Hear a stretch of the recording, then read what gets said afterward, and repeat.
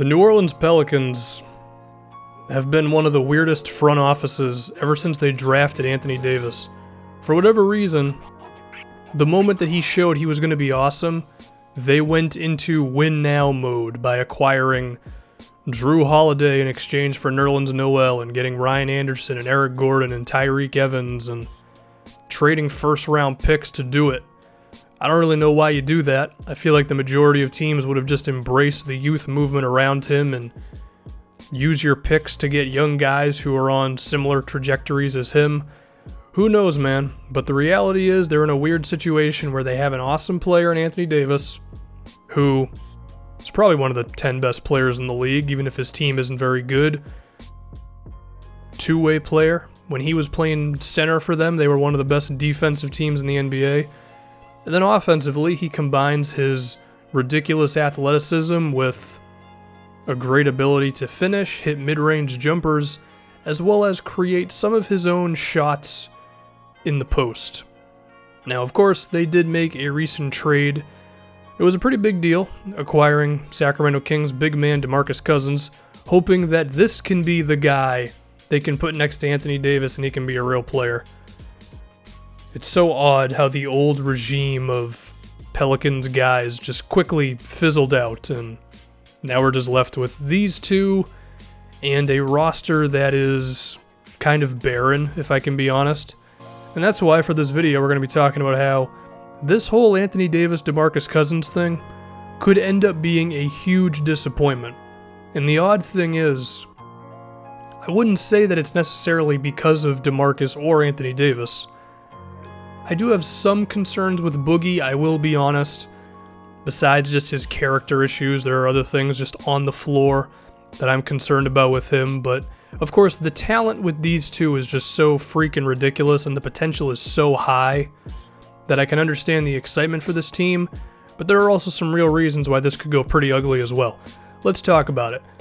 First and foremost, they need to re-sign Drew Holiday. This is not it'd be nice if he could be back. No, they need him, because if he's gone, then the creating and playmaking ability outside of the two big men is pretty much nothing. And as a result of this, Drew pretty much has them, in a stranglehold right now. If he demands $25 million a season, they're going to have to give it to him, because the alternative is two big guys and the defense just swarming them at all times because there's literally no one else or very little around them that can actually create anything. I mean, we saw just the impact Drew had once he came back for them last season before they even acquired Cousins. They actually had an NBA offense. And of course, there's going to be a lot of teams looking for him. He's an effective two-way player. So a lot of teams with a point guard deficiency are going to want Drew Holiday. Then if we can talk about some of the other guys, there's E'Twaun Moore, who's probably going to start at shooting guard. E'Twaun Moore is cool. He's an efficient 10-point scorer. If you leave him open, there's a decent chance it's going to go in. He can provide some spacing, and I mean, that's it. He's a serviceable 10-point scorer. That's your starting shooting guard. I mean, I like that guy for a role player coming off the bench. Starting next to these two big guys, I mean, okay, there's Solomon Hill, who this recent season just barely squeaked up to league average from three. So I think there's a decent chance that he could fall off as a three-point shooter this year and hurt your spacing. But to be fair, there's also a chance he could step up as well, but it's a risk, and we don't know which one it's going to be. Now, I will say, defensively, Solomon Hill has some potential. I think he'd be better as a small ball 4 than a 3, but they're kind of just doing what they can. But the thing is with both of these guys, with E'Twaun Moore and Solomon Hill, neither one of these guys are going to create anything for you. And that's going to make it just easier to defend these guys because you know what it's going to be. It's going to be offense run through Anthony Davis as well as DeMarcus Cousins, and it just puts a whole lot of pressure on Drew Holiday, which once again just shows how important he is for these guys. Now there is Jordan Crawford. And Crawford's interesting because they signed him just hoping that he could provide them with some sort of offense last season, and he was actually able to come through.